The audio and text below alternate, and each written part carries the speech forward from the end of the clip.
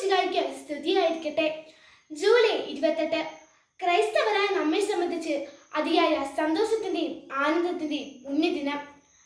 നമ്മളെപ്പോലെ തന്നെ ലോകത്തിലേക്ക് കടന്നു വന്ന് സഹനങ്ങൾ ചോദിച്ചു വാങ്ങി ഈശോയ്ക്ക് വേണ്ടി ജീവിതം സമർപ്പിച്ചവൾ. ആ മാതൃകയിൽ നമുക്ക് കൂടുതൽ അടുത്തറിയാം. ഭാരതത്തിലെ പ്രഥമ വിശുദ്ധയായ വിശുദ്ധ അൽഫോൻസാമ അനേകായിരങ്ങളിൽ സുവിശേഷത്തിന്റെ ആവേശം പകരാൻ, മിശിഹായെ ഉണർത്താൻ, അഗ്നി കൊളുത്താൻ പീഠത്തിന്മേൽ ഉയർത്തപ്പെട്ട വിളക്കാണവൾ. കേരളത്തിലെ കുടമാളൂർ ഇടവകയിലെ മുട്ടത്തുപാടത്ത് കുടുംബത്തിൽ 1910 ആഗസ്റ്റ് 19 അന്നക്കുട്ടി അൽഫോൻസ പൂജാരിയായി. ചെറുപ്പം മുതലേ സന്യാസിയാകണമെന്ന ആഗ്രഹം ആ കൊച്ചു മനസ്സിൽ നിറഞ്ഞു നിന്നിരുന്നു. ചെറുപ്പം മുതലേ കൊച്ചുതരസ പുണ്യവതിയോട് വലിയ സ്നേഹമുണ്ടായിരുന്ന അവൾ കൊച്ചു കൊച്ചു കാര്യങ്ങൾ ചെയ്ത് വലിയ പുണ്യവതിയാവാൻ ആഗ്രഹിച്ചു. കൊച്ചുനാൾ മുതൽ സുഹൃത്തുക്കളുടെ പാഠശാലയിൽ സ്നേഹം, വിശുദ്ധി, നോമ്പ്, പ്രാർത്ഥന, ഉപവാസം എന്നിവ പരിശീലിച്ച് വൃതത്രയത്തിൽ കർമ്മവും ജീവിതവും സംയോജിച്ച് ഒരു ത്യാഗിയായി തീർന്നു.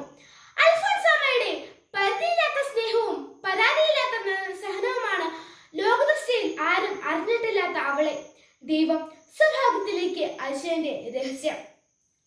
പൗലോസ്ലീഹയെ പോലെ സ്നേഹത്തിന്റെ പുറകെ അവളും ഓടുകയായിരുന്നു. ഈശോയെ, എന്നെ സ്നേഹത്തിന്റെയും സഹനത്തിന്റെയും ബലിവസ്തുവാക്കണമേ എന്ന് പറയാൻ പറ്റുന്ന സ്നേഹം. എന്തെങ്കിലും അസഹ്യമായ സഹനങ്ങളിൽ നീ എന്ത് ചെയ്യുകയാണെന്ന് ചോദിക്കുന്നതിന് ഞാൻ സ്നേഹിക്കുകയാണെന്ന് പറയാൻ കഴിയുന്ന സ്നേഹം. കർത്താവേ, നീ ചോദിക്കുന്നതെല്ലാം ഞാൻ തന്നില്ലേ, അതുപോലെ ഞാൻ ചോദിക്കുന്നതെല്ലാം നീ തരണമേ എന്ന സർവ്വസാധാരണ കൂടി പറയാൻ കഴിയുന്ന സ്നേഹം. അൽഫോൻസാമയുടെ ജീവിതത്തെ ഊഷ്മളവും തീർത്ഥമാക്കിയത് ഈ സ്നേഹമാണ്. ക്രിസ്തുവിന്റെ സ്നേഹത്തിൽ നിന്ന് ആര് നമ്മളെ അകറ്റും?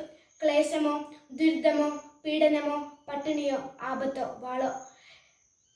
പൗലോസ്ലീഹയുടെ ഈ ചോദ്യത്തിന് സ്വന്തം ജീവിതം സാക്ഷിയാക്കിയവളാണ് വിശുദ്ധ അൽഫോൻസാമ. ഒരു കരിയേറ്റ സന്യാസിയുടെ ആന്തരിക അച്ചടക്കത്തിന്റെ കഥയാണ് അവളുടെ.